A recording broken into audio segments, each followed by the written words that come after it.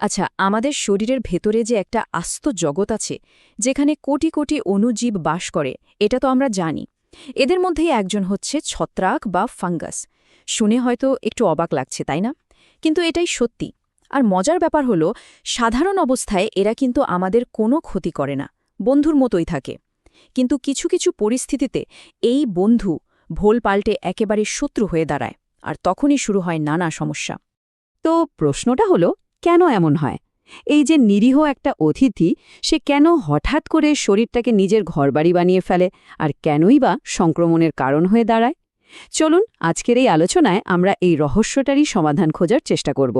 দেখব এর পেছনের আসল কারণগুলো কি কি।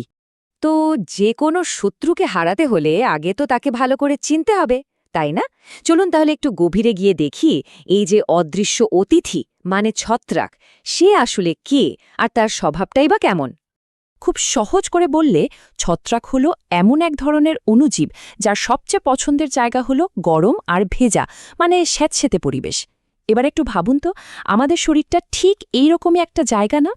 সাধারণত এরা খুব অল্প পরিমাণে থাকে, যেটা শরীরের জন্য একদম স্বাভাবিক। কিন্তু সমস্যাটা হয় কখন জানেন?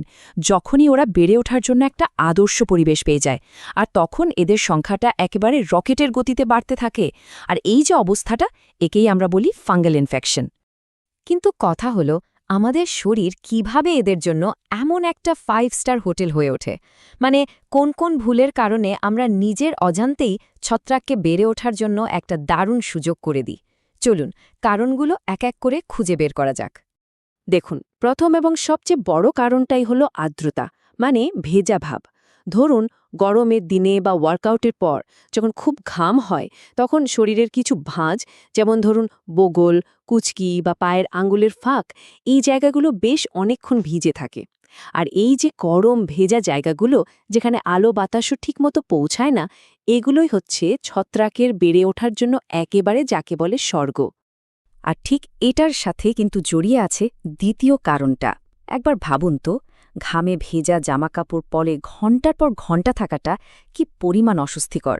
এটা শুধু অস্বস্তিকরই না, এটা তো ছত্রাককে একেবারে নিমন্ত্রণ করে ডেকে আনার মতো ব্যাপার। বিশেষ করে পলিয়েস্টার বা নাইলনের মতো যে কাপড়গুলো আছে, যেগুলো বাতাস চলাচল করতে দেয় না, সেগুলো ত্বকের ওপরে ঘাম আর আর্দ্রতাটাকে আটকে রাখে। আর ফলাফল, ছত্রাকের জন্য একটা পারফেক্ট পার্টি করার জায়গা তৈরি হয়ে যায়। আচ্ছা, শুধু যে বাইরের পরিবেশটাই দায়ী তা কিন্তু না। শরীরের ভেতরের যে দুর্গ, সেটাও কিন্তু মজবুত হওয়া চাই। আমাদের রোগ প্রতিরোধ ক্ষমতা, মানে ইমিউন সিস্টেম, সেটাই হলো সেই দুর্গ।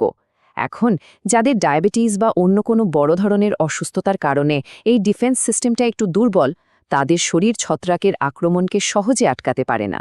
ফলে সংক্রমণের ঝুঁকিটা অন্যদের চেয়ে অনেক বেড়ে যায়। এই পয়েন্টটা কিন্তু খুবই ইন্টারেস্টিং। আমরা অনেকেই ভাবি যে অ্যান্টিবায়োটিক মানেই বুঝি সব সমস্যার সমাধান, কিন্তু এর একটা উল্টো দিকও আছে। দেখুন, অ্যান্টিবায়োটিক যখন খারাপ ব্যাকটেরিয়াগুলোকে মারে, তখন সে কিন্তু ভালো খারাপ চেনে না। সে আমাদের শরীরের বন্ধু, মানে উপকারী ব্যাকটেরিয়াগুলোকেও মেরে ফেলে। এই ভালো ব্যাকটেরিয়াগুলোই কিন্তু ছত্রাকের বাড়াবাড়িটাকে নিয়ন্ত্রণে রাখত। তো যেই না এরা কমে গেল, ছত্রাকেরা যেন পুরো ফাঁকা মাঠ পেয়ে গেল, তখন তো তারা দাপিয়ে বেড়াবেই। আর সব শেষে যে কারণটা আসছে, সেটা শুনতে হয়তো খুব সাধারণ মনে হবে, কিন্তু সত্যি বলতে কি, এটাই সম্ভবত সবচেয়ে গুরুত্বপূর্ণ। আর সেটা হলো পরিচ্ছন্নতার অভাব। মানে নিয়মিত গোসল না করা, বা ধরুন গোসলের পর শরীরটা, বিশেষ করে শরীরের ভাঁজগুলো ভালো করে না মোছা, এই যে ছোট ছোট অবহেলা, এগুলোই কিন্তু ছত্রাক সংক্রমণের ঝুঁকি বহুগুণ বাড়িয়ে দেয়। তো কারণগুলো তো মোটামুটি বোঝা গেল, কিন্তু প্রশ্ন হল, বুঝব কি করে যে এই অদৃশ্য শত্রুটা আসলেই শরীরে হানা দিয়েছে? এর কিন্তু কিছু স্পষ্ট বিপদের সংকেত বা রেড ফ্ল্যাগ আছে, যেগুলো আমাদের চিনে রাখা দরকার। চলুন এবার দেখা যাক এগুলো কি কি, আর শরীরের কোন কোন জায়গায় এদের আনাগোনা সবচেয়ে বেশি।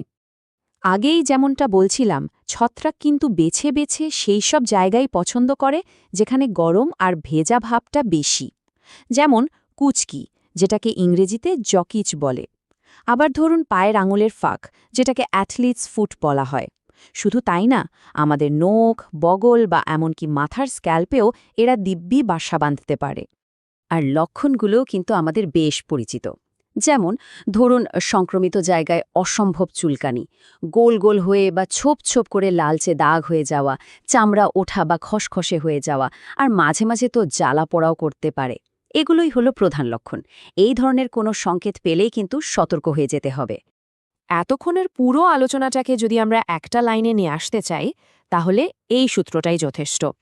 আর্দ্রতা প্লাস অপরিষ্কারতা, এই দুটো যখন এক হয় তখনই ছত্রাক সংক্রমণের জন্য একদম স্টেজ রেডি হয়ে যায়। সোজা কথায় এটাই হলো মূল পয়েন্ট। যাই হোক, সমস্যা নিয়ে তো অনেক কথা হলো, এবার আসা যাক সমাধানে। আর সবচেয়ে ভালো খবরটা কি জানেন? এই শত্রুকে দূরে রাখার উপায় কিন্তু আমাদের নিজেদের হাতেই আছে। চলুন এবার দেখে নিই কীভাবে আমরা খুব সহজ কয়েকটা অভ্যাস গড়ে তুলেই একটা দারুণ প্রতিরোধ ব্যবস্থা তৈরি করতে পারি। এই দেখুন, এখানে আছে একদম সোজা 5টা নিয়ম, একদম সিম্পল প্ল্যান। 1 নম্বর, শরীর পরিষ্কার আর শুকনো রাখতে হবে। গোসলের পর তোয়ালে দিয়ে গা মোছাটা খুব জরুরি। 2, প্রতিদিন বিশেষ করে গরমকালে অবশ্যই পরিষ্কার শুকনো জামাকাপড় পরতে হবে। 3, ঘাম হলেই সাথে সাথে মুছে ফেলতে হবে, ভেজা শরীর নিয়ে একদমই থাকা যাবে না। 4, খুব টাইট বা আটসাট পোশাক এড়িয়ে চলায় ভালো, যাতে ত্বক একটু শ্বাস নিতে পারে। আর 5 নম্বর, এবং খুব গুরুত্বপূর্ণ, সংক্রমণ এড়াতে নিজের তোয়ালে বা পোশাকের মতো ব্যক্তিগত জিনিসগুলো আলাদা রাখতে হবে। আমরা তো সবাই জানি যে prevention is better than cure, মানে প্রতিরোধই সেরা উপায়।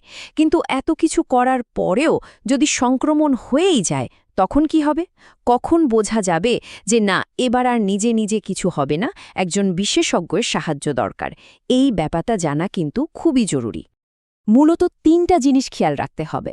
যদি দেখা যায় সংক্রমণটা বারবার ফিরে আসছে, মানে একবার ভালো হয়ে গিয়ে আবার হচ্ছে, অথবা এটা খুব দ্রুত শরীরের এক জায়গা থেকে অন্য জায়গায় ছড়িয়ে পড়ছে, কিংবা সাধারণ চিকিৎসায় অনেক দিনেও সারছে না, এই 3টার যে কোনো একটা হলে আর এক মুহূর্তও দেরি না করে একজন ভালো স্কিন স্পেশালিস্ট বা চর্মরোগ বিশেষজ্ঞের পরামর্শ নেওয়া উচিত।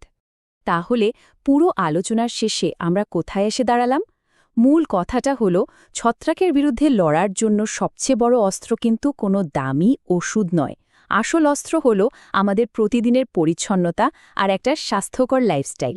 এই দুটোকে যদি সঙ্গী করে নেওয়া যায়, তাহলেই কিন্তু ছত্রাককে দূরে রাখা সম্ভব। তো আজকের এই আলোচনা শেষে চলুন একটা ছোট্ট কাজ করা যাক। সবাই যদি নিজের প্রতিদিনের রুটিনের দিকে একবার তাকায়, এমন কোনো একটা ছোট অভ্যাস কি চোখে পড়ছে যেটাকে সামান্য একটু বদলে নিলেই ছত্রাককে হয়তো চিরতরে বিদায় জানানো সম্ভব? একটু ভাবা যাক তো, সেই ছোট্ট কিন্তু খুব শক্তিশালী পরিবর্তনটা কি হতে পারে।